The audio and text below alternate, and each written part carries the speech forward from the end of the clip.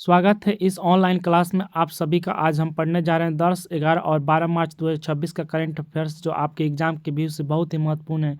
जैसे में UPSC, BPSC, state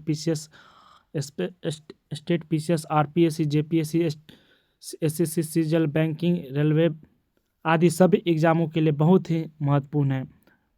तो चलिए शुरू करते हैं। पहला क्वेश्चन है कि बिहार के मुख्यमंत्री नीतीश कुमार के बेटे यानी निशांत कुमार, जो औपचारिक रूप से राजनीति में प्रवेश लिए, उन्हें किस पार्टी की सदस्यता ली है? तो on the 9 March 2026 Nishant Kumar, the son of Nitish Kumar, formally inter politics. Which party did he join? तो ऑप्शन 1 में है राष्ट्रीय जनता दल, ऑप्शन बी में Bharatiya Janata party, option C में है Janata Dal United, option D में लोक जनशक्ति पार्टी। तो बिहार का मुख्यमंत्री नीतीश कुमार के बेटे निशांत कुमार ने औपचारिक रूप से राजनीति में प्रवेश किया। उन्होंने किस पार्टी की सदस्यता ली है? तो इसका आंसर हो जाएगा ऑप्शन सी सही हो जाएगा, जनता दल यूनाइटेड, यानी जनता दल पार्टी की सदस्यता ली है। बिहार का मुख्यमंत्री नीतीश कुमार ने के बेटे जो निशांत कुमार जनता दल यूनाइटेड में अपना पार्टी की सदस्यता लिया है, यानी बिहार के मुख्यमंत्री जो है जनता दल के संस्थापक हैं और उन्हीं के द्वारा उस पार्टी का बेटे ने पार्टी की सदस्यता ली है। तो इसका आंसर हो जाएगा option C, Janata Dal United इसका आंसर हो जाएगा। अगला क्वेश्चन देखते हैं। 9 मार्च 2026 को निशांत कुमार ने, जो नीतीश कुमार के बेटे हैं, पटना बिहार के जो पार्टी के कार्यालय में जाकर आधिकारिक रूप से जनता दल यूनाइटेड में ज्वाइन किए हैं और उन्होंने घोषणा की है कि बिहार के सभी 38 जिलों का दौरा करेंगे और पार्टी संगठन को मजबूत करने का काम भी करेंगे। तो इसका आंसर हो जाएगा ऑप्शन सी सही हो जाएगा, जनता दल यूनाइटेड इसका आंसर हो जाएगा, ऑप्शन सी सही हो जाएगा। अगला कंसेप्ट है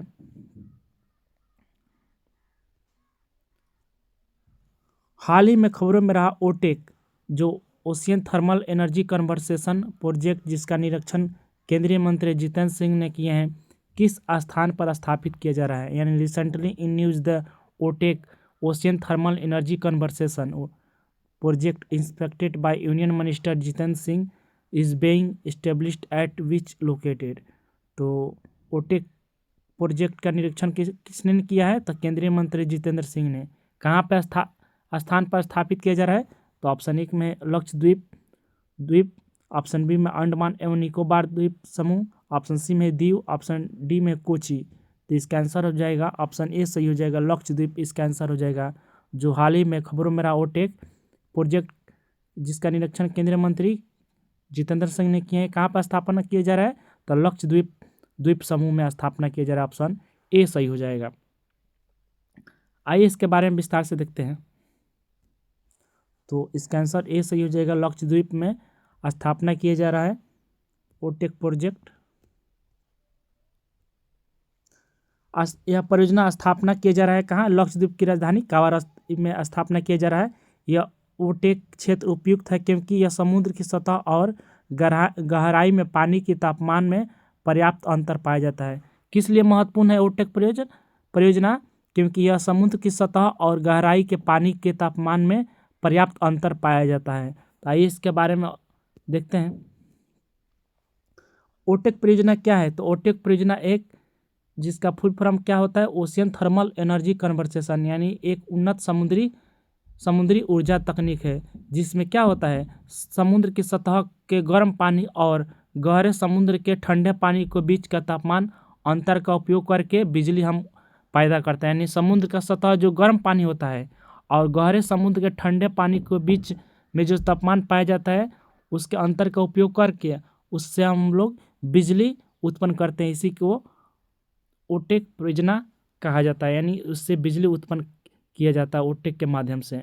तो अगला कंसेप्ट है किस संस्था द्वारा विकसित किया जा रहा है? तो इस परियोजना का national institute of ocean NIOT के द्वारा विकसित किया जा रहा है। यानी इस परियोजना के किसके द्वारा विकसित किया जा रहा है? तो national institute of ocean technology द्वारा विकसित किया जा रहा है। या NIOT पृथ्वी विज्ञान मंत्रालय के अधीन काम करते हैं। यानी NIOT किसके अंतर्गत काम करता है? तो पृथ्वी विज्ञान मंत्रालय के अधीन काम करता है, नायोट, NIOT। अगला कंसेप्ट है परियोजना की विशेषताएं क्या हैं, यानी इस परियोजना की विशेषताएं क्या है। तो द्विपक्षीय क्षेत्र में ऊर्जा समस्या का समाधान किया जाएगा जिससे ज़्यादा बिजली उत्पन्न होगा। समुद्री जल से पेयजल उत्पन्न होगा, यानी बिजली जब होगा तो समुद्री जल का भी पेयजल निर्माण किया जाएगा। और ब्लू इकोनॉमी को भी बढ़ावा दिया जाएगा, ब्लू इकोनॉमी को भी बढ़ावा इससे मिलेगा। भारत को ओशियन टेक्नोलॉजी एनर्जी टेक्नोलॉजी में वैश्विक नेतृत्व में प्रदान करेगी, यानी भारत जो होगा एशियन एनर्जी टेक्नोलॉजी में वैश्विक रूप से नेतृत्व करेगा। ओटेक क्या है, यानी ओटेक हम और विस्तार से देखते हैं तो ओशियन थर्मल एनर्जी कन्वर्सेशन एक नवीकरणीय यानी रिन्यूएबल एनर्जी तकनीक है जिसमें समुद्र की सतह के गर्म पानी और गहरे समुद्र के ठंडे पानी के तापमान के अंतर से क्या होता है, बिजली उत्पन्न यानी इलेक्ट्रिसिटी बनाई जाती है। ये कैसे काम करती है, तो आइए देखते हैं कैसे काम करती है। समुद्र की सतह का गर्म पानी लिया जाता है और गहरे समुद्र का ठंडा पानी ऊपर लाया जाता है जिससे तापमान के अंतर से टरबाइन चलती है। टरबाइन से क्या होता है, बिजली उत्पन्न होता है। यानी जब समुद्र की सतह का जो गर्म पानी लिया जाता है और गहरे समुद्र के ठंडा पानी ऊपर लाया जाता है, यानी गहरे समुद्र का ठंडा पानी को क्या किया जाता है, ऊपर लाया जाता है और तापमान के अंतर से टरबाइन चलाया जाता है। यानी जब उसमें गर्म पानी और ठंडे पानी में जब तापमान अंतर होगा तो टरबाइन चलना शुरू कर जाएगा, टरबाइन चलेगा तो बिजली उत्पन्न होगा। भारत में ओटेक की परियोजना लक्षद्वीप आइसलैंड में स्थापित किया जा रहा है। तो आपको उम्मीद है कि आपको समझ आ गया होगा। अगला कंसेप्ट देखते हैं। भारत और सेशल्स के बीच आयोजित संयुक्त सैन्य अभ्यास लेमिटिए के 11वें संस्करण का नाम क्या है, यानी what is the name of the 11th edition of joint military exercise Lamitiye conducted between India and Seychelles. तो ऑप्शन एक में एक्सरसाइज लेमिटिए 2026, ऑप्शन बी में exercise Mitra Shakti 2026, option exercise SLINEX 2026, option D में एक्सरसाइज वरुणा 2026। तो भारत और सेशल्स के बीच आयोजित संयुक्त सैन्य अभ्यास लेमिटिए के 11वें संस्करण का नाम क्या है, तो इसका आंसर हो जाएगा ऑप्शन ए सही हो जाएगा, एक्सरसाइज लेमिटिए 2026 इसका आंसर हो जाएगा। जो भारत और सेशल्स के बीच आयोजित किया जा रहा है यह कौन सा संयुक्त सैन्य अभ्यास है, तो 11वां संयुक्त सैन्य अभ्यास है जो 2026 में एक्सरसाइज लेमिटिए अभ्यास किया जा रहा है 2026 का। तो ऑप्शन ए सही हो जाएगा। आइए इसके बारे में विस्तार से देखते हैं। भारत और सेशल्स के बीच 11वें संयुक्त सैन्य अभ्यास लेमिटिए 2026 आयोजित किया जा रहा है। यह अभ्यास 9 मार्च से 20 मार्च 2026 तक सेशल्स में आयोजित किया जाना है। यह महत्वपूर्ण क्यों है हम लोग के लिए, तब पहली बार तीनों सेनाओं ने इसमें संयुक्त रूप से भाग लिया है। भारतीय सेना भी, भारतीय नौसेना भी और वायुसेना भी इसमें संयुक्त रूप से भाग लिए हैं। तो ऑप्शन ए सही हो जाएगा, लेमिटिए 2026। अगला कंसेप्ट है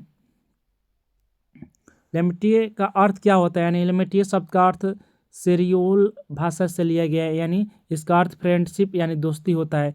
इस अभ्यास का उद्देश्य क्या है, तो भारत और सेशल्स के बीच रक्षा सहयोग को मजबूत प्रदान किया जाएगा, जैसे समुद्री सुरक्षा, आतंकवाद विरोधी ऑपरेशन में सहयोग को बढ़ावा दिया जाएगा।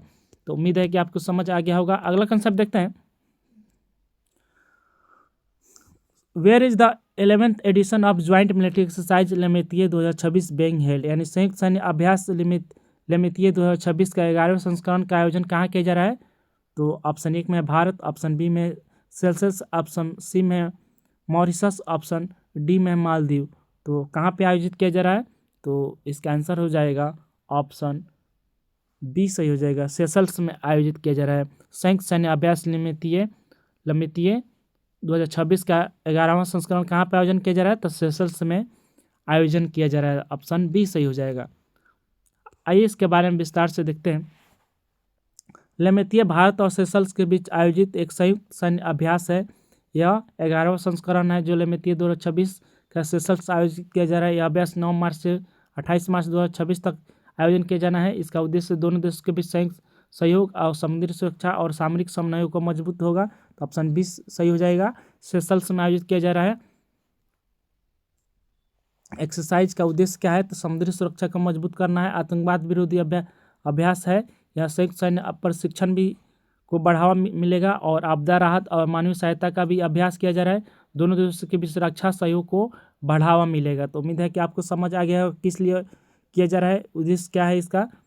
अगला कंसेप्ट है भारत के किस कार्यरत परमाणु ऊर्जा संयंत्र में संचालन के नेतृत्व करने वाली पहली महिला आर.एम. नचमा है। तो R M. Nachma is the first women to lead operation at which functional nuclear power plant in India. तो ऑप्शन 1 में कैगा परमाणु ऊर्जा संयंत्र, ऑप्शन बी में कुडनकुलम परमाणु ऊर्जा संयंत्र, ऑप्शन सी में है तारापुर परमाणु ऊर्जा संयंत्र, ऑप्शन डी में राजस्थान परमाणु ऊर्जा संयंत्र। तो भारत के किस कार्यरत परमाणु ऊर्जा संयंत्र में संचालन का नेतृत्व करने वाली पहली महिला आर.एम. नचमा है।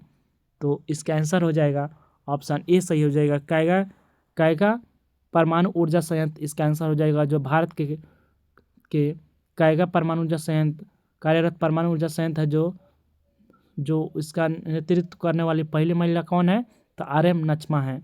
तो ऑप्शन ए सही हो जाएगा। आर.एम. नचमा भारत की परमाणु ऊर्जा क्षेत्र की वरिष्ठ वैज्ञानिक और इंजीनियर भी हैं। उन्हें कर्नाटक के कैगा परमाणु ऊर्जा संयंत्र में स्टेशन डायरेक्टर के रूप में नियुक्त किया गया। यानी किसके रूप में नियुक्त किया गया है, तो कैगा परमाणु ऊर्जा संयंत्र में स्टेशन डायरेक्टर के रूप में उन्हें नियुक्त किया गया है। इस नियुक्ति के साथ भारत के परमाणु ऊर्जा संयंत्र में संचालन करने वाली और नेतृत्व करने वाली पहली महिला बन गई हैं। यानी आर.एम. नचमा जो है भारत की पहली परमाणु ऊर्जा क्षेत्र की वरिष्ठ वैज्ञानिक इंजीनियर के रूप में नेतृत्व करने वाली कार्यरत हैं परमाणु ऊर्जा संयंत्र में, जो अब स्टेशन डायरेक्टर के रूप में हैं परमाणु ऊर्जा संयंत्र के, जो पहली महिला है। तो उम्मीद है कि आपको समझ आ गया होगा। अगला कंसेप्ट देखते हैं, कैगा परमाणु ऊर्जा संयंत्र के बारे में हम कुछ जानते हैं। तो कैगा परमाणु ऊर्जा संयंत्र क्या है, तो कैगा एटॉमिक पावर स्टेशन है, जो कहाँ पे स्थित है, तो कर्नाटक के उत्तर कन्नड़ जिला में स्थित है। यह संचालक संस्था है nuclear power corporation of India limited यानी NPCIL के द्वारा संचालक संस्था है यह। तो रिएक्टर प्रकार कौन है, तो प्रेशर्ड हैवी वाटर यानी रिएक्टर इसके माध्यम से होता है। भारत के लिए महत्वपूर्ण है क्योंकि परमाणु बिजली संयंत्र में से एक है।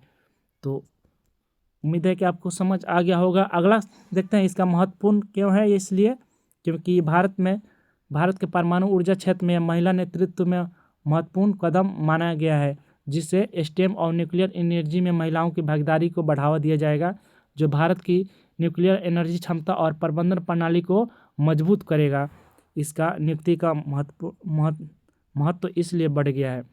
तो अगला कंसेप्ट है, नचमा का उनका पहले जो इस नियुक्ति से पहले वो क्या करती थी, यानी नचमा का यानी पूर्व अनुभव क्या था, यानी उनका एक्सपीरियंस क्या था। तो वो पहले क्या काम करती थी, तो नियुक्ति से पहले वो आर.एम. नचमा जो मद्रास एटॉमिक पावर स्टेशन में यानी तमिलनाडु में क्या थी, वो जनरल मैनेजर थी, जो ऑपरेशन पद पर कार्य कर चुकी थी।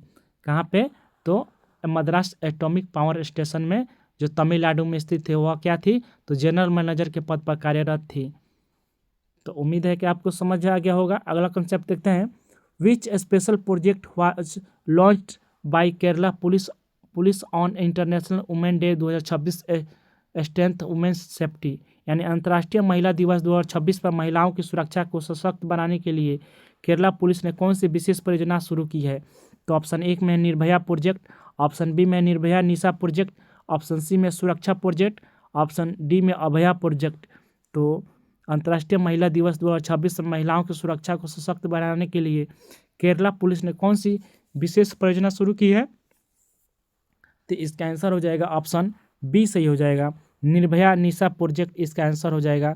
जो अंतर्राष्ट्रीय महिला दिवस पर 2026 के अवसर पर महिलाओं की सुरक्षा को सशक्त बनाने के लिए केरला पुलिस ने निर्भया निशा प्रोजेक्ट लॉन्च किया है, जो ऑप्शन बी सही हो जाएगा। आइए इसके बारे में विस्तार से देखते हैं।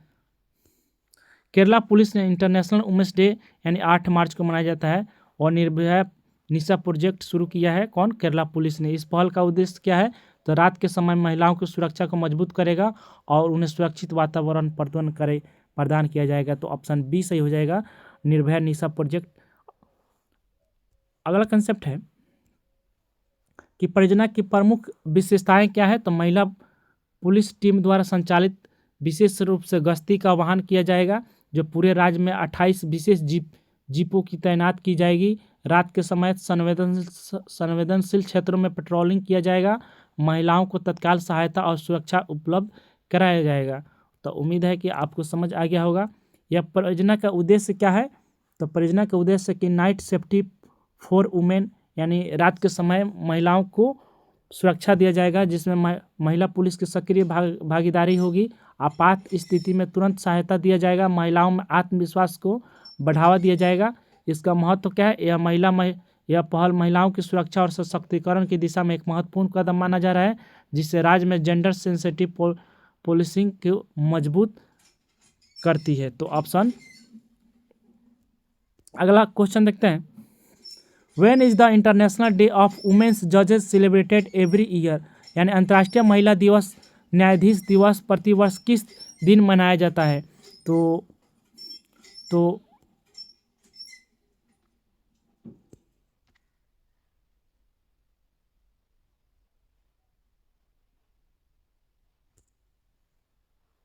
यानी अंतर्राष्ट्रीय महिला न्यायाधीश दिवस प्रतिवर्ष किस दिन मनाया जाता है? तो ऑप्शन 1 में 8 मार्च, ऑप्शन बी में 10 मार्च, ऑप्शन सी में 5 सितंबर, ऑप्शन डी में है 3 मार्च। तो when is the international day of women's जजेस सेलिब्रेटेड एवरी ईयर, यानी अंतर्राष्ट्रीय महिला न्यायाधीश दिवस प्रतिवर्ष किस तिथि को मनाया जाता है? तो इसका आंसर हो जाएगा ऑप्शन बी सही हो जाएगा। 10 मार्च को मनाया जाता है अंतर्राष्ट्रीय महिला न्यायाधीश दिवस। कब मनाया जाता है? तो 10 मार्च को मनाया जाता है। आइए इसके बारे में विस्तार से देखते हैं। इंटरनेशनल डे ऑफ वुमेन्स जजेस हर साल 10 मार्च को मनाया जाता है। यानी इसका उद्देश्य क्या है? तो न्यायपालिका यानी जुडिशियरी में महिलाओं को भागीदारी बढ़ाना और उनके योगदान को सम्मान देना है। आज भी दुनिया में कई देशों में महिला न्यायाधीशों की संख्या बहुत ही कम है। इस अवसर पर यह मनाने का निर्णय लिया गया है। दिवस महिलाओं को न्यायपालिका में नेतृत्व करने की भूमिका को निभाने में प्रेरित करता है, जो ऑप्शन बी सही हो जाएगा। 10 मार्च को मनाया जाता है वुमेन्स इन जस्टिस, यानी वुमेन इन जस्टिस यानी वुमेन फॉर जस्टिस। अगला कंसेप्ट है कि किसने घोषित किया है? तो इस दिवस को मनाने का घोषित किसने किया है? तो यूनाइटेड नेशन जनरल असेंबली द्वारा घोषित किया गया। कब किया गया है? तो 2021 में घोषित किया गया मनाने के लिए। यह पहला आयोजन कब किया गया था? तो 10 मार्च 2022 को किया गया था पहला आयोजन, 10 मार्च 2022 को, इसीलिए 10 मार्च को मनाया जाता है। इस मनाने का उद्देश्य क्या है? तो दिवस को मनाने का उद्देश्य यह है कि न्यायपालिका में जनरल इक्वलिटी को बढ़ावा मिलेगा, महिला न्यायाधीशों की भूमिका और योगदान को पहचान देगा, यानी महिला न्यायाधीशों की संख्या बढ़ेगी और भूमिका भी उनकी ज़्यादा होगी, और महिलाओं की न्यायाधीशों की संख्या में भागीदारी को बढ़ाना है। न्याय व्यवस्था में निष्पक्षता और विविधता को मजबूती प्रदान करेगा। तो आपको समझ आ गया होगा। अगला कंसेप्ट देखते हैं। तेलंगाना राज्य सरकार ने हाल ही में साइबर अपराधों के खिलाफ कौन सा अभियान शुरू किया है? Which campaign has recently been launched by the Telangana police against cyber crimes? तो इनमें से कौन सा है? तो operation thunder, option 1, option B में ऑपरेशन क्लीन, ऑप्शन सी में ऑपरेशन क्रैकडाउन, ऑप्शन डी में ऑपरेशन नेट। तो तेलंगाना राज्य सरकार ने हाल ही में साइबर अपराधों के खिलाफ कौन सा अभियान शुरू किया है? तो इसका आंसर हो जाएगा ऑप्शन सी सही हो जाएगा। ऑप्शन क्रैकडाउन इसका आंसर हो जाएगा। ऑपरेशन क्रैकडाउन ने तेलंगाना राज्य सरकार ने हाल ही में साइबर अपराधों के खिलाफ क्रैकडाउन शुरू किया है, जो ऑप्शन सी सही हो जाएगा। अगला कंसेप्ट देखते हैं। तेलंगाना राज्य सरकार ने पुलिस ने हाल ही में ऑपरेशन क्रैकडाउन अभियान शुरू किया है। इस अभियान का मुख्य उद्देश्य क्या है? तो संगठित साइबर अपराध को नेटवर्क को खत्म करना और ऑनलाइन धोखाधड़ी को मामलों को रोकना। तो ऑप्शन सी सही हो जाएगा। ऑपरेशन क्रैकडाउन इसका आंसर हो जाएगा। तो अगला कंसेप्ट है,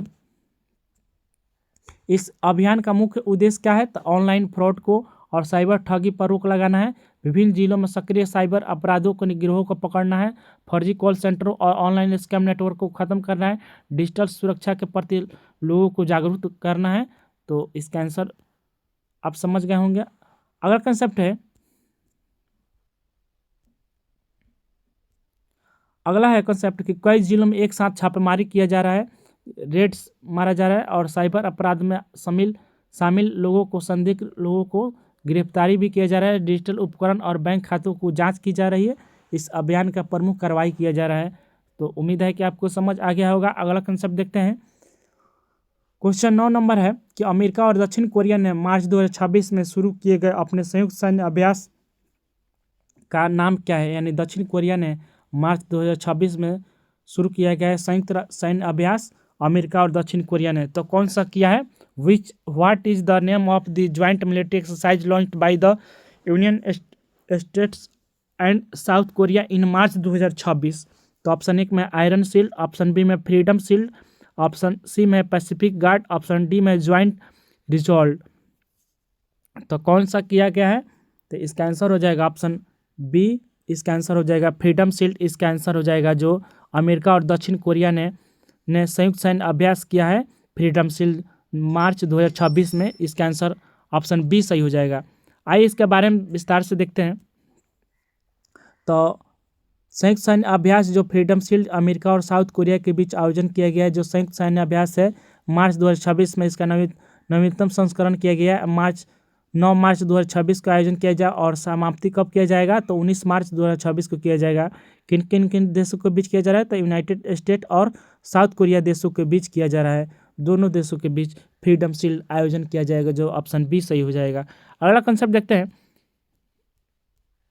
इस अभ्यास का उद्देश्य क्या है? तो दोनों देशों के बीच सैन्य तैयारियों को मजबूती प्रदान करना है, संयुक्त रक्षा रणनीति को बेहतर बनाना है, क्षेत्रीय सुरक्षा और कार्यवाही, कोरियाई प्रायद्वीप की स्थिरता को बनाए रखना है, संभावित खतरा और विशेषकर नॉर्थ कोरिया के सुरक्षा सहयोग को बढ़ावा देना है।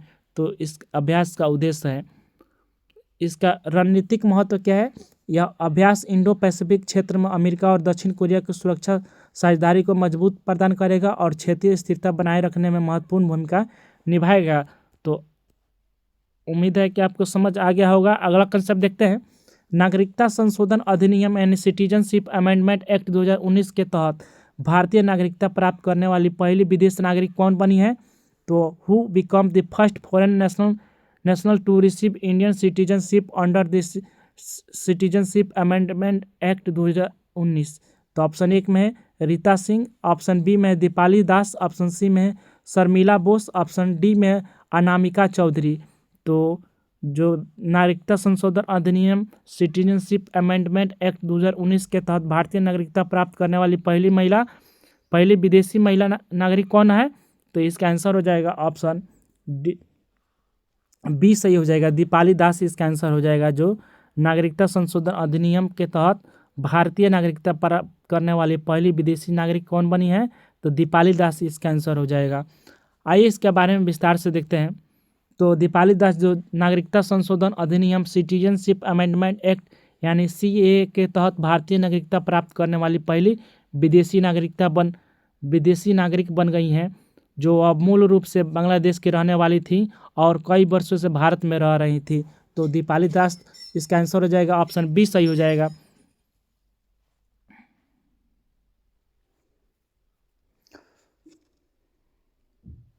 CAA क्या है? तो सिटीजनशिप अमेंडमेंट एक्ट यानी संसद द्वारा 2019 में इसे पारित किया गया था। इस कानून के अनुसार तीनों देशों में आए कुछ धार्मिक अल्पसंख्यकों को भारतीय नागरिकता दी जा सकती है। किन देशों को नागरिकता दी जा सकती है? तो पाकिस्तान से आए हुए भारतीय नागरिकता दी जा सकती है, यानी बांग्लादेश से आए हुए लोगों को, अफगानिस्तान से आए हुए लोगों को, इन देशों से आए हुए हिंदू जैसे में होंगे, सिख होंगे, बौद्ध होंगे, जैन होंगे, पारसी होंगे और ईसाई होंगे। इन समुदाय के लोगों को नागरिकता देने का प्रावधान किया गया है। इन देशों से आए हुए लोगों को CAA का नागरिकता प्रदान दिया जाएगा, यानी सिटीजनशिप अमेंडमेंट एक्ट के संसद द्वारा 2019 में इसे पारित किया गया था। तो उम्मीद है कि आपको समझ आ गया होगा। अगला कंसेप्ट देखते हैं। अगला कंसेप्ट है कि BCCI ने यानी ICC men's T20 world cup 2026 जीतने के बाद भारतीय टीम को कितने रुपए करोड़ का नगद इनाम देने की घोषणा की गई है? यानी how much cash reward was announced by the board of control for cricket in India for the Indian team after winning the ICC men's T20 world cup 2026? तो ऑप्शन 1 में है 51 करोड़, ऑप्शन बी में है 75 करोड़, ऑप्शन सी में है 100 crore, option D में है 131 करोड़। तो इसका आंसर हो जाएगा जो बीसीसीआई ने ICC men's T20 world cup 2026 जीतने के बाद भारतीय टीम को कितने करोड़ रुपया के नकद के इनाम देने की घोषणा किया गया है, तो इसका आंसर हो जाएगा ऑप्शन डी सही हो जाएगा। 131 करोड़ रुपया नगद इनाम दिया जाएगा, जो ऑप्शन डी सही हो जाएगा। बीसीसीआई ने ICC men's T20 world cup 2026 जीतने के बाद भारतीय टीम को कितना रुपया दिया जाएगा, तो 131 करोड़ रुपया दिया जाएगा। तो आइए इसके बारे में विस्तार से देखते हैं। Board of control for cricket in India यानी बीसीसीआई ने ICC men's T20 world cup 2026 में भारत की जीत के बाद भारतीय टीम के लिए 131 करोड़ नगद पुरस्कार की घोषणा किया गया है। यह पुरस्कार राशि खिलाड़ियों को दिया जाएगा, कोचिंग स्टाफ को, सपोर्ट स्टाफ को दिया जाएगा जो उत्कृष्ट प्रदर्शन के लिए दी जाती है। तो इसका आंसर ऑप्शन डी सही हो जाएगा, 131 करोड़ रुपया दिया जाएगा। जो भारत ने ICC men's T20 world cup 2026 के फाइनल में न्यूजीलैंड को हराकर खिताब जीता भारत ने, तो यह भारत का एक महत्वपूर्ण अंतर्राष्ट्रीय क्रिकेट उपलब्धि मानी गई है। तो खिलाड़ियों को प्रदर्शन देना है, यानी पुरस्कार का उद्देश्य क्या है, तो पुरस्कार का उद्देश्य देने का उद्देश्य क्या है, तो खिलाड़ियों को प्रदर्शन को सम्मान देना है, टीम और सपोर्ट स्टाफ को प्रोत्साहित करना है, भारत क्रिकेट में उत्कृष्टता को बढ़ावा देना है। तो बीसीसीआई के बारे में आज हम कुछ जानते हैं। तो board of control for cricket in India यानी board of control for cricket in India Bharat में क्रिकेट को सर्वोच्च प्रशासक संगठन है, जिसकी स्थापना 1928 में की गया था। इसका मुख्यालय कहाँ है, तो मुंबई में इसका मुख्यालय है बीसीसीआई का। अगला कंसेप्ट है कि who on the player of the tournament award in the 2026 ICC men's T20 world cup, यानी 2026 आईसीसी पुरुष T20 वर्ल्ड कप में प्लेयर ऑफ द टूर्नामेंट का पुरस्कार किसने जीता है, तो ऑप्शन 1 में जसप्रीत बुमराह, ऑप्शन बी में संजू सैमसन, ऑप्शन सी में केने विलियमसन, ऑप्शन डी में सूर्य कुमार यादव। तो इसका आंसर हो जाएगा ऑप्शन बी सही हो जाएगा, संजू सैमसन इसका आंसर हो जाएगा। जो 2026 के आईसीसी पुरुष T20 वर्ल्ड कप विश्व कप में प्लेयर ऑफ द टूर्नामेंट किसे प्रदान किया गया है, तो संजू सैमसन को दिया गया है, ऑप्शन बी सही हो जाएगा। आइए इनके बारे में देखते हैं कुछ। संजू सैमसन को ICC men's T20 world cup 2026 में शानदार प्रदर्शन के लिए प्लेयर ऑफ द टूर्नामेंट यानी प्लेयर ऑफ द सीरीज चुना गया है। उन्होंने पूरे टूर्नामेंट में 321 रन बनाए हैं, उनका औसत 80 प्लस है और स्ट्राइक रेट लगभग 199 रहा है। सेमीफाइनल और फाइनल सहित सभी महत्वपूर्ण कई मैचों में उन्होंने मैच विनिंग पारियां भी खेली है, जो ऑप्शन बी सही हो जाएगा। अगला कंसेप्ट देखते हैं। फाइनल मैच जो हाईलाइट हुआ, तो फाइनल मैच में India national cricket team New Zealand और के बीच हुआ, जिसमें भारत ने जीता और न्यूजीलैंड को हराकर फाइनल में संजू सैमसन ने 8-9 यानी 89 रन की शानदार पारी खेली, जो कहाँ पे हुआ, अहमदाबाद नरेंद्र मोदी स्टेडियम में खेला गया। न्यूजीलैंड को हराकर कितना रनों से जीता भारत ने, तो 96 रनों से जीता भारत ने। तो जसप्रीत बुमराह को शानदार गेंदबाजी करते हुए 4 विकेट लिए उन्होंने। प्लेयर ऑफ द मैच चुना गया किन्हें, कौन प्लेयर ऑफ द मैच चुना किन्हें, तो जसप्रीत बुमराह को चुना गया प्लेयर ऑफ द मैच। उम्मीद है कि आपको समझ आ गया होगा। अगला कंसेप्ट देखते हैं।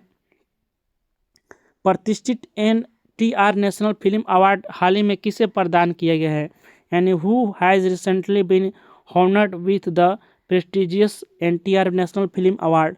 तो ऑप्शन 1 में अमिताभ बच्चन, ऑप्शन बी में चिरंजीवी, ऑप्शन सी में कमल हासन, ऑप्शन डी में रजनीकांत। तो प्रतिष्ठित NTR नेशनल फिल्म अवार्ड हाल ही में किसे प्रदान किया गया है, तो इसका आंसर हो जाएगा ऑप्शन बी सही हो जाएगा, चिरंजीवी को प्रदान किया गया है। प्रतिष्ठित NTR नेशनल फिल्म अवार्ड किसे प्रदान किया गया है, तो चिरंजीवी को प्रदान किया गया, ऑप्शन बी सही हो जाएगा।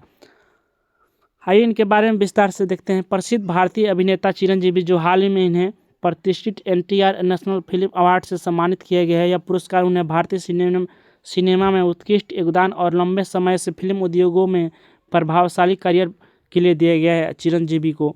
ये तेलुगु फिल्म उद्योगों के बारे में प्रसिद्ध अभिनेताओं में से एक हैं, जो 150 से अधिक फिल्मों में अभिनय किए हैं। उन्होंने पहले भी इन्हें कई राष्ट्रीय और अंतर्राष्ट्रीय सम्मान भी मिल चुके हैं। तो ऑप्शन बी सही हो जाएगा, चिरंजीवी इसका आंसर हो जाएगा।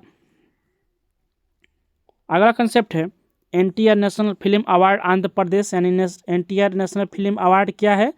तो एनटीआर नेशनल फिल्म अवार्ड क्या है?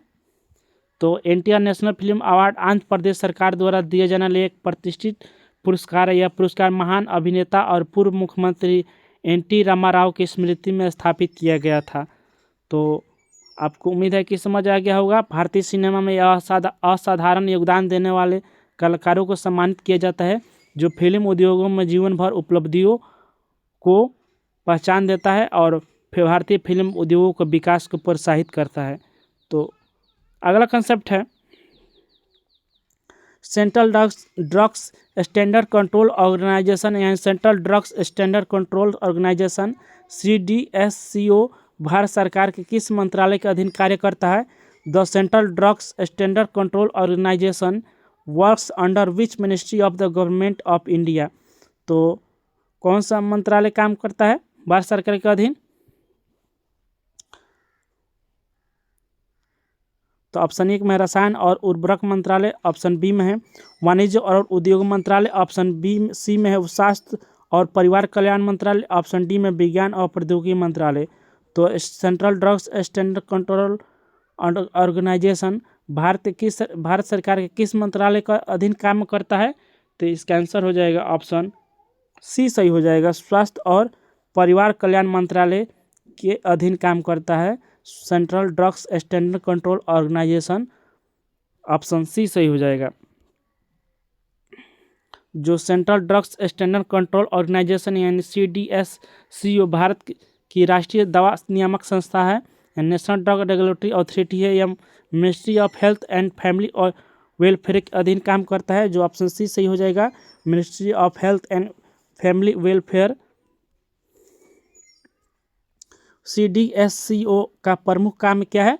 तो भारत में दवाओं यानी ड्रग्स की गुणवत्ता और सुरक्षा सुनिश्चित करता है, नई दवाओं और वैक्सीन को मंजूरी देता है, क्लिनिकल ट्रायल यानी क्लिनिकल जो ट्रायल किया जाता है उसे अनुमति देता है, मेडिकल डिवाइस और कॉस्मेटिक नियमन भी यही जारी करता है, राज्यों के ड्रग कंट्रोल विभागों के साथ कोऑर्डिनेशन यानी समन्वय भी यही बनाता है।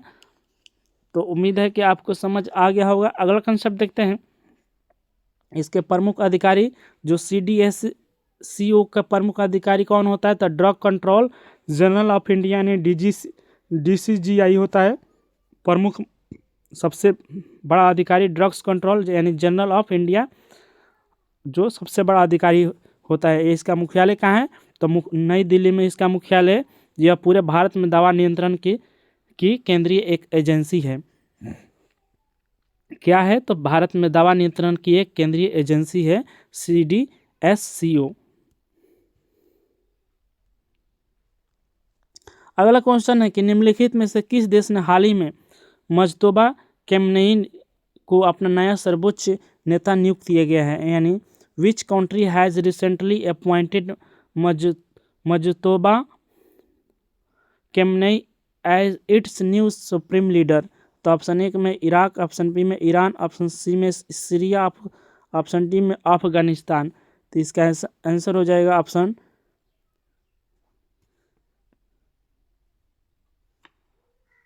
ईरान। इसका आंसर हो जाएगा जो मज्तोबा केमनेई को अपना नया सर्वोच्च नेता नियुक्त किया गया है, जो ऑप्शन बी सही हो जाएगा। आइए इनके बारे में विस्तार से देखते हैं। हाल ही में मज्तोबा केमनेई को ईरान का नया सुप्रीम लीडर यानी सर्वोच्च नेता नियुक्त किया गया है, जो अली केमनेई के पुत्र हैं, जो कई वर्षों तक ईरान के सर्वोच्च नेता रहे हैं। अली केमनेई, जो मज्तोबा केमनेई के बारे में हम जानते हैं, मज्तोबा केमनेई का जन्म कब हुआ था? 1969 में, जो पेशा से इस्लामी धर्म गुरु रहे हैं। जो पिता इनका कौन है? तो अली केमनेई, और लंबे समय से ईरान के राजनीतिक और सुरक्षा तंत्र में प्रभावशाली माने जाते हैं अली केमनेई। तो अगला कंसेप्ट है जो सुप्रीम लीडर का पद क्या होता है, यानी सुप्रीम लीडर का पद क्या होता है देखते हैं। ईरान में जो सुप्रीम लीडर देश का सबसे शक्तिशाली पद होता है। सुप्रीम लीडर के पास क्या क्या अधिकार है यानी शक्ति है, तो ईरान सेना यानी सुरक्षा बलों पर नियंत्रण यह कर सकता है सुप्रीम लीडर, ईरानी सेना पर और सुरक्षा बलों पर नियंत्रण कर सकता है, न्यायपालिका पर भी प्रभाव कर सकता है, विदेश नीति में भी अंतिम निर्णय सुप्रीम लीडर का होता है, सरकार और संसद पर भी प्रभाव इन्हीं का होता है। नियुक्ति कैसी होती है, तो आइए देखते हैं इसके बारे में। ईरान में सुप्रीम लीडर का चयन कैसे किया जाता है, तो असेंबली ऑफ एक्सपर्ट्स नामक एक संस्था होती है जो एक धार्मिक परिषद होती है जिसमें इस्लामी विद्वान शामिल होते हैं। और वर्तमान वैश्विक संदर्भ में यह नियुक्ति इसके समय जब हुई तो ईरान के संबंध में इजराइल, यूनाइटेड स्टेट और इनके तनावपूर्ण स्थिति में जो अली की मृत्यु के बाद इनका चयन किया गया, यानी इनका चयन किन के माध्यम से होता है, तो एक धार्मिक परिषद होता है जिसमें इस्लामी विद्वान उसमें शामिल होते हैं, वहीं उनको चयन करते हैं। जो वैश्विक संदर्भ में अब ईरान और इजराइल के बीच और अमेरिका के बीच तनावपूर्ण की स्थिति में इन्हें चुना गया है। अगला कंसेप्ट है, यही है अली खamenei और उनके बेटी।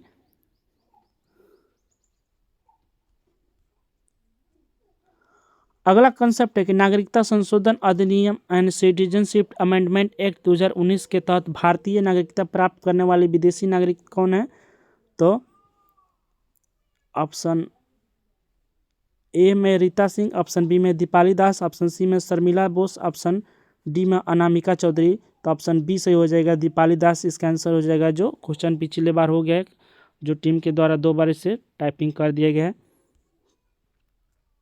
जो दीपाली दास नागरिकता संशोधन अधिनियम के तहत भारतीय नागरिकता प्राप्त करने वाली पहली विदेशी नागरिक बन गई है। मूल रूप से बांग्लादेश की रहने वाली थी जो कई वर्ष से भारत में रह रही थी। तो सिटीजनशिप अमेंडमेंट एक्ट भारत की संसद द्वारा 2019 में पारित किया गया था। इसका उद्देश्य क्या है, तो पड़ोसी देशों में धार्मिक उत्पीड़न को समाप्त करना और अल्पसंख्यकों को भारतीय नागरिकता प्रदान करना है। ये किन देशों को लोगों को नागरिकता मिल सकता है, तो सीए के तहत भिन्न 3 देशों को नागरिकता दी जा सकती है, पाकिस्तान, बांग्लादेश और अफगानिस्तान। तो आइए देखते हैं कौन कौन लोग हैं। तो इस कानून में 3 धार्मिक समुदायों को शामिल किया जाएगा, 3 देशों को धार्मिक लोगों को शामिल किया गया है। तो कौन कौन से हैं, हिंदू होंगे, सिख होंगे, बौद्ध होंगे, जैन होंगे, पारसी होंगे, ईसाई होंगे, जो इन्हीं को शामिल किया गया है। तो उम्मीद है कि आपको समझ आ गया होगा। और सीए के अनुसार नागरिकता प्राप्त करने के लिए भारत में रहने की न्यूनतम आयु क्या है, तो पहले था 11 वर्ष, अब में अप टू डेट कर दिए गए हैं। तो 5 साल निवास करते हैं तो उन्हें नागरिकता दिया जा सकता है। निवास अवधि अब बदलाव किया गया है। उम्मीद है कि आपको समझ आ गया होगा। अगला कंसेप्ट देखते हैं, केंद्रीय औद्योगिक सुरक्षा बल यानी सेंट्रल इंडस्ट्रियल सिक्योरिटी फोर्स यानी CISF की स्थापना दिवस कब मनाया जाता है। When is the central industrial security force यानी CISF raising day celebrated. Option 1 में है 10 मार्च, ऑप्शन बी में 8 मार्च, ऑप्शन सी में है 11 मार्च, ऑप्शन डी में है 9 मार्च। तो केंद्रीय औद्योगिक सुरक्षा बल की स्थापना दिवस कब मनाया जाता है, यानी central industrial security force CISF की स्थापना कब मनाया गया, तो इसका आंसर हो जाएगा ऑप्शन ए सही हो जाएगा। 10 मार्च को मनाया गया, ऑप्शन ए सही हो जाएगा। सेंट्रल इंडस्ट्रियल सिक्योरिटी फोर्स यानी CISF की स्थापना दिवस हर साल 10 मार्च को मनाया जाता है। जो CISF की स्थापना 10 मार्च 1969 को हुई थी। इस CISF एक्ट 1968 के तहत बनाया गया था। यह भारत के सेंट्रल आर्म पुलिस फोर्स जो CAPF में से एक है। CISF का मुख्य काम क्या है, तो CISF का मुख्य काम देश के महत्वपूर्ण औद्योगिक और राजनीतिक संस्थानों में सुरक्षा करना है। इन स्थानों को सुरक्षा करता है, जैसे में हवाई अड्डा हो गया, परमाणु ऊर्जा संयंत्र हो गया, मेट्रो हो गया, सरकारी उद्योग हो गया, बंदरगाह हो गया, ऐतिहासिक स्मारक हो गया। इन जगहों को CISF यहीं पर काम करते हैं। तो उम्मीद है कि आपको समझ आ गया होगा। अगला कंसेप्ट देखते हैं, CISF की विशेषता क्या है। तो CISF में CISF में लगभग 3,000 जवान थे शुरुआत में, जो आज भारत में 1.70 लाख से अधिक कर्मी कार्यरत है। CISF में प्राइवेट सेक्टर जो सेक्टर इंडस्ट्री में भी सुरक्षा प्रदान करता है। जो प्रशासन CSF ministry of home affairs के अधीन यह काम करता है। तो उम्मीद है कि आपको समझ आ गया होगा। अगला कंसेप्ट है कि Stockholm international peace research institute यानी सिपरी की नवीनतम रिपोर्ट 2021 से 25 के अनुसार वैश्विक हथियार आयात में इंडिया का कौन सा स्थान है। तो according to the latest report of Stockholm international peace research institute SIPRI for 2021 से 25 में what is the rank of India in global arms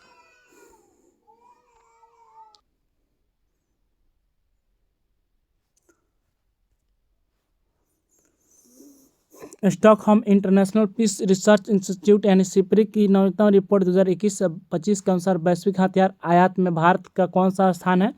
तो ऑप्शन 1 में फर्स्ट, ऑप्शन 2 में सेकंड, ऑप्शन सी में तीसरा, ऑप्शन डी में चौथा।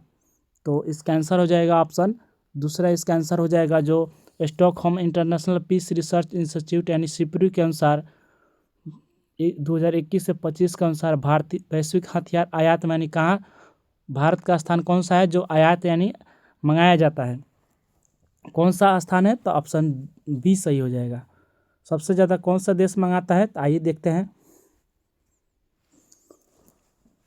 Stockholm international peace research institute यानी सिपरी के अनुसार ट्रेंड्स इंटरनेशनल आर्म्स ट्रांसफ़र के अनुसार 2021 से 25 के अनुसार में दुनिया का सबसे बड़ा हथियार आयातक यानी सबसे ज़्यादा कौन हथियार देश मंगाता है अपने देश में।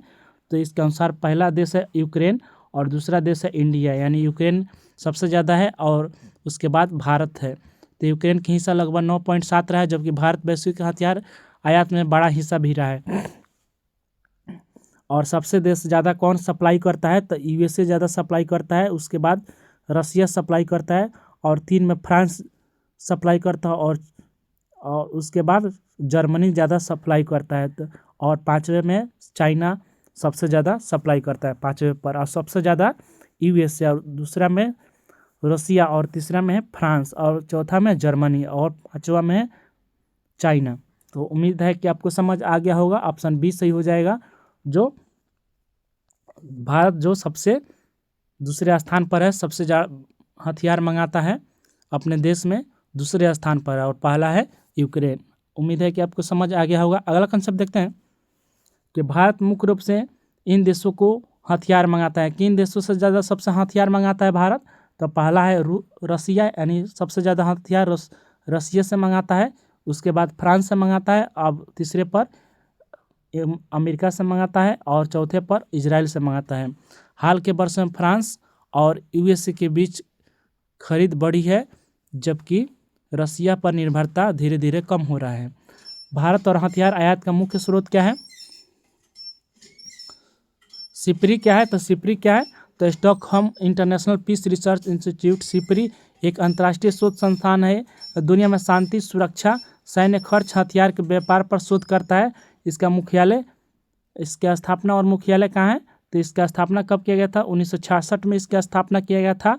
और मुख्यालय कहाँ है, तो स्वीडन में इसका मुख्यालय है, जो स्टॉकहोम स्वीडन में है। यह संस्थान स्वीडन की संसद द्वारा स्थापित किया गया था सिपरी का। तो सिपरी का मुख्य काम क्या है, तो सिपरी का मुख्य काम है कि दुनिया भर में इन विषयों पर डाटा रिपोर्ट जारी करता है। कौन कौन पर रिपोर्ट जारी करता है सिपरी, तो वैश्विक हथियार व्यापार यानी ट्रांसफ़र, जो हथियार का ट्रांसफ़र किया जाता है आदान प्रदान, उस पर अपना रिपोर्ट जारी करता है। देश के सैन्य खर्चे पर सबसे ज़्यादा अपना रिपोर्ट जारी करता है। परमाणु हथियार की स्थिति में अपना रिपोर्ट जारी करता है। अंतर्राष्ट्रीय शांति और सुरक्षा पर अपना रिपोर्ट जारी करता है सिपरी। संघर्ष और युद्ध के से जुड़ाव शोध पर भी ये अपना रिपोर्ट जारी करता है, यानी 5 चीज़ों पर अपना रिपोर्ट जारी करता है सिपरी। तो उम्मीद है कि आपको समझ आ गया होगा। प्रमुख रिपोर्ट सिपरी हर साल कई महत्वपूर्ण रिपोर्ट जारी करता है, यानी ग्लोबल मिलिट्री एक्सपेंडिचर रिपोर्ट भी अपना जारी करता है। आर्म्स ट्रांसफ़र रिपोर्ट और न्यूक्लियर वेपन रिपोर्ट अपना जारी करता है। इन्हीं रिपोर्टों का उपयोग सरकारें, शोधकर्ताओं और अंतर्राष्ट्रीय संस्थाएं कार्य करती हैं। तो उम्मीद है कि आपको समझ आ गया होगा। और ग्लोबल आर्म्स इंपोर्ट यानी सबसे ज़्यादा यूक्रेन मंगाता है, दूसरे पर इंडिया और तीसरे पर कतर। ये कब का है, तो 2025 का है रिपोर्ट।